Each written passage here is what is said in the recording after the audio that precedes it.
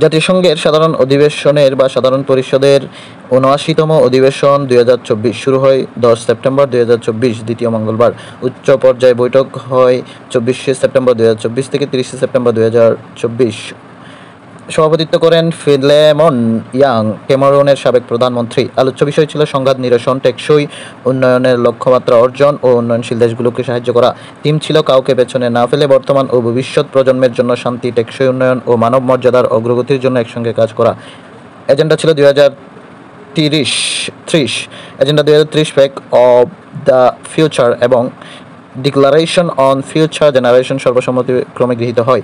Summit of the future আয়োজিত হওয়ায় Yunus sir মহাসচিবকে ধন্যবাদ জানান। জাতিসংঘের প্রধান উপদেষ্টা প্রফেসর ডক্টর ইউনুস সাধারণ পরিষদে বক্তব্য দেন। ২৭শে সেপ্টেম্বর ২০২৪ বৈঠক করেন মার্কিন প্রেসিডেন্ট জো বাইডেন সহ ১২টি দেশের সরকার এবং রাষ্ট্রপ্রধান সহ বিভিন্ন সংস্থা প্রধানের সঙ্গে। বিশ্বব্যাংকের অর্থ সহায়তার ঘোষণা দেয় ৩.৫ বিলিয়ন।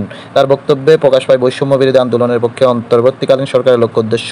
জাতিসংঘের শান্তিরক্ষা কার্যক্রমে অবদানের জন্য অঙ্গীকার করেন। এখন পর্যন্ত বাংলাদেশের শান্তিরক্ষা কার্যক্রমে অবদানকারী চতুর্থ বৃহত্তম রাষ্ট্র হিসেবে ৪৩টি দেশে এবং ৬৩টি মিশনে অংশগ্রহণ করে ও দায়িত্ব পালনকালে ১৬৮ জন বাংলাদেশি শান্তিরক্ষী মিশনে নিজেদের জীবন বিসর্জন দেন। শান্তিরক্ষা কার্যক্রমে সেনা প্রেরণায় বাংলাদেশ তৃতীয় এবং অবদান রাখা দেশ হিসেবে চতুর্থ। বাংলাদেশের মতো জলবায়ু ঝুঁকিতে থাকা দেশগুলোর অভিযোজনের জন্য ব্যাপক বিনিয়োগের আহ্বান জানান। লস অ্যান্ড ড্যামেজ ফান্ডকে কার্যকর করার কথা বলেন। লস অ্যান্ড ড্যামেজ ফান্ড হচ্ছে ২০২২ সালে COP27 সম্মেলনে LDF বা লস অ্যান্ড ড্যামেজ ফান্ড প্রস্তাব উঠে। এর আগে আনুষ্ঠানিকভাবে ২০১৩ সালে তহবিল গঠনের জন্য যৌথভাবে কাজ করে UNFCCC, গ্রিন ক্লাইমেট ফান্ড ও UNDP ৩-০ লক্ষ্য অর্জনের প্রস্তাব দেন, যা হলো ০ দারিদ্র্য, ০ বেকারত্ব এবং ০ নেট কার্বন। পাচার হওয়া অর্থ ফিরিয়ে আনতে আন্তর্জাতিক সহযোগিতা কামনা করেন। নিরাপত্তা, সুশৃঙ্খল ও নিয়মিত ও মর্যাদাপূর্ণ অভিবাসনের পথ সুগম করতে আহ্বান জানান। বাংলাদেশ ও জাতিসংঘের সঙ্গে অংশীদারিত্ব সুবর্ণ জয়ন্তী উদযাপনের বিভিন্ন বিষয় উল্লেখ করেন। জাতিসংঘ ২০০৫ সালকে ইয়াং অফ দ্য মাইক্রো ক্রেডিট ঘোষণা করেছিল, যার ফলে বিশ্বব্যাপী ক্ষুদ্র ঋণ সম্প্রসারিত হয়। নিরাপত্তা পরিষদের অস্থায়ী সদস্য নিয়োগ।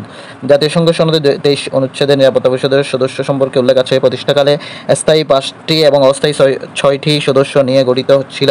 ১৯৬৩ সালের ২২ নং অনুচ্ছেদ সংশোধন করে অস্থায়ী সদস্য ৬টির পরিবর্তে 10টি করা হয়, যা ১৯৬৫ সাল থেকে কার্যকর হয়। জাতিসংঘের ৭৯তম অধিবেশনে দ্বিতীয় কমিটির সভাপতি বাংলাদেশের আব্দুল মতিন। নিরাপত্তা পরিষদের অস্থায়ী সদস্য ১৫টি দেশ, তার মধ্যে 5টি স্থায়ী এবং 10টি অস্থায়ী। প্রতি বছর নিরাপত্তা পরিষদের অস্থায়ী সদস্য নির্বাচিত হয় 5টি দেশ। ১ জানুয়ারি ২০২৫ তারিখে নির্বাচিত হয় পাকিস্তান, ডেনমার্ক, গ্রিস, পানামা ও সোমালিয়া। নিরাপত্তা পরিষদের অস্থায়ী সদস্য সবচেয়ে বেশিবার নির্বাচিত হয়েছিল জাপান ও ব্রাজিল। পরবর্তীতে আছে আর্জেন্টিনা ও ভারত। G4 নেশন হচ্ছে নিরাপত্তা পরিষদের স্থায়ী সদস্যপদ চাই এরকম 4টি দেশকে একত্রে G4 নেশন জাতি বলে গণ্য করা হয়। দেশগুলো হচ্ছে জাপান, জার্মানি, ভারত ও ব্রাজিল। ২০২২ সালে ভারত ও ব্রাজিলকে স্থায়ী সদস্যপদ প্রদানের আহ্বান জানায় রাশিয়া। ২০২৪ সালে ভারতের স্থায়ী সদস্যপদ প্রস্তাবে সমর্থন করে যুক্তরাষ্ট্র, যুক্তরাজ্য ও ফ্রান্স। এটি গঠিত হয় ২০০৫ সালে। মহাসচিব নিয়োগ। জাতিসংঘের ৯৭ নং অনুচ্ছেদে বলা হয়েছে, নিরাপত্তা পরিষদের পরামর্শ অনুসারে জাতিসংঘের সাধারণ পরিষদ মহাসচিব নিয়োগ দিবে। স্ট্র ভোটের মাধ্যমে সদস্য রাষ্ট্র মহাসচিবের নির্বাচন করে থাকেন। Voting system. ২৭ নং অনুচ্ছেদে বলা আছে, প্রতিটি সদস্য ভোট হবে একটি। ৯টি হ্যাঁ ভোটের প্রস্তাব পাশ হবে। কার্যপ্রণালী সংক্রান্ত বিষয়ে ৯টি সদস্যের হ্যাঁ ভোট প্রস্তাব পাশ হবে। ৯টি ভোটের মধ্যে অবশ্যই স্থায়ী 5টি সদস্যের হ্যাঁ ভোট লাগবেই। তবে যদি কোনো স্থায়ী সদস্য ভোটদান থেকে বিরত থাকে, তবে ৯টি হ্যাঁ ভোটই হলেই প্রস্তাব পাশ হবে। কিন্তু কোনো স্থায়ী সদস্য যদি না ভোট দেয় বা ব্যর্থ দেয়, তবে প্রস্তাব পাশ হবে না।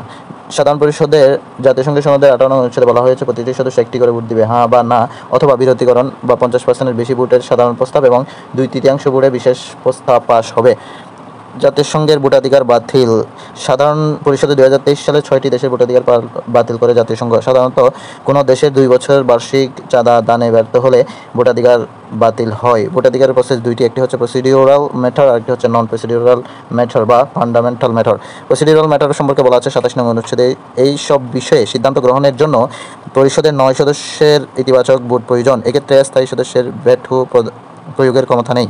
সব স্থায়ী সদস্য সহ 9টি ভোটের বাধ্যবাধকতা নেই। 9 জন সদস্য হলে প্রস্তাব পাস হবে। নন প্রসিডিউর ম্যাটার হচ্ছে 27 নং অনুচ্ছেদ অনুসারে যে মৌলিক বিষয়ে সিদ্ধান্ত নিতে গেলে 9টি ইতিবাচক ভোটের প্রয়োজন হবে, যার মধ্যে 5টি স্থায়ী ভোটে অবশ্যই থাকতে হবে। কোনো স্থায়ী সদস্য বিরোধিতা করলে তা গৃহীত হবে না।